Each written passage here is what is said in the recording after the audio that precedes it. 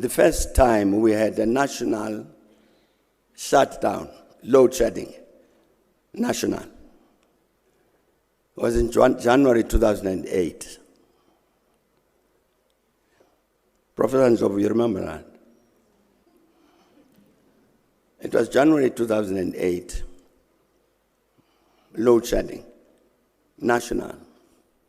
The mines closed down for a whole week. Serious crisis.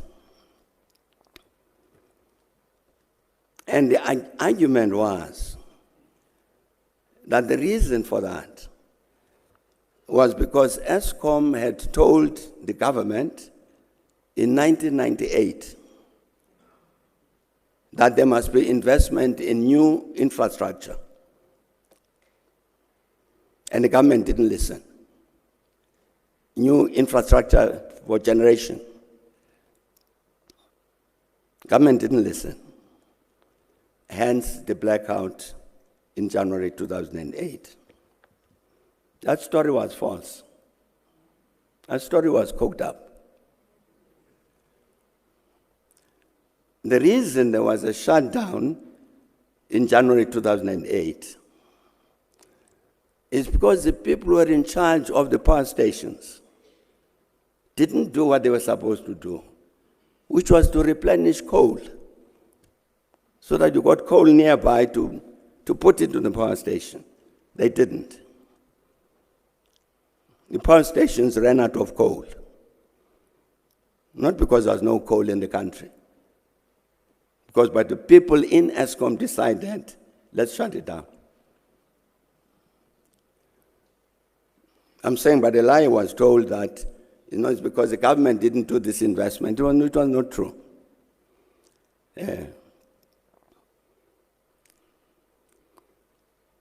There is somebody who was an old friend of mine.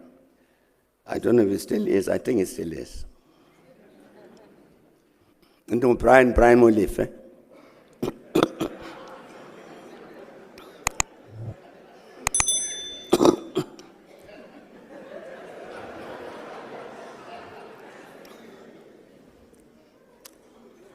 Brian gets appointed to head Eskom in 2014,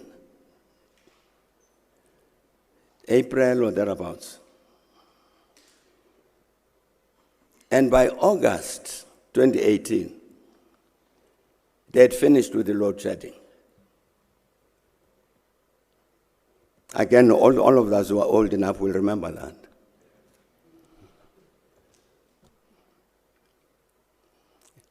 Already then, that 2014, no more load shedding. 2015, no more load shedding. 2016, no load shedding. It comes back towards end of 2017. And all what they did, Brian and his colleagues, was to maintain the equipment properly. To maintain the equipment properly so that you don't have to have these shutdowns.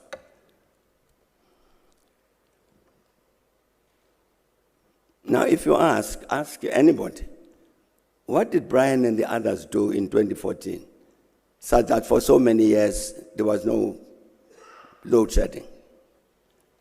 They will find all manner of reasons. Instead of looking at this one, to maintain, to repair, to do whatever. And indeed, for so many years, there was no load shedding. He left. After a little while, it came back. So I say, it was very correct of Brian Molefe to say, I've been brought from there to here to deal with this matter of load shedding. Let's look at it seriously and act on it, which they did with positive results. So by the time this load shedding comes back in 2017, 2018, you must be able to guess why. is because you got new people who don't behave in the way that Brian Molefe behaved. Why? I think it's deliberate.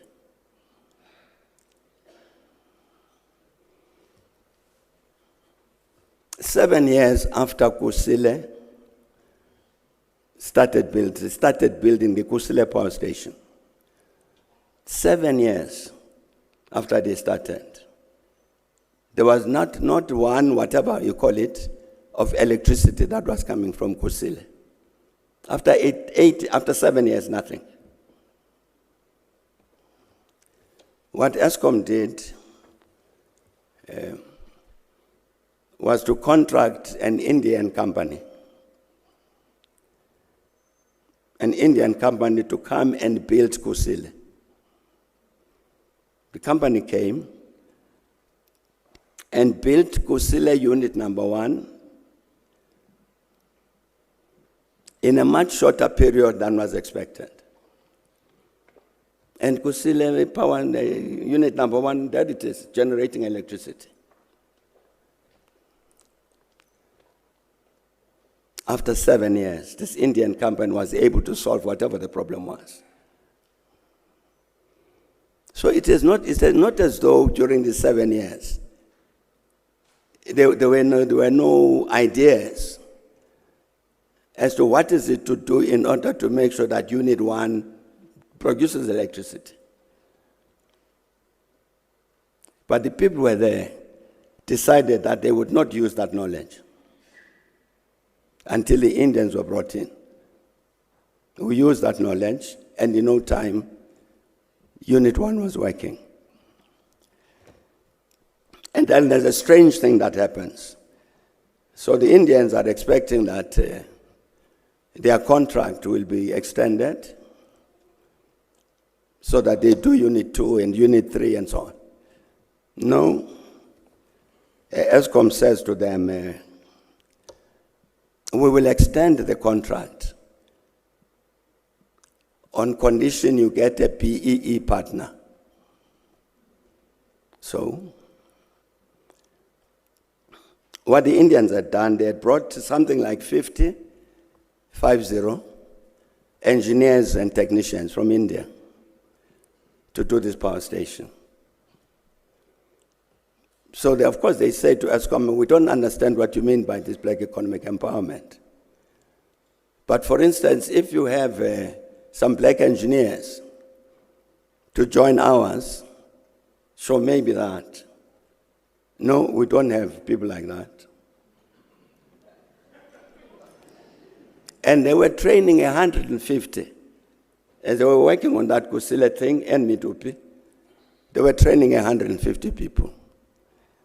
But because they couldn't agree on this PEE thing, they terminated the contract of the Indians. So Indians went home.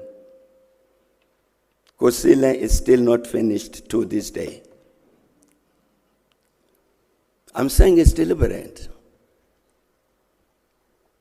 It's people who have wanted to produce this electricity crisis in the same way that they wanted to produce a revenue crisis by the destruction of SARS.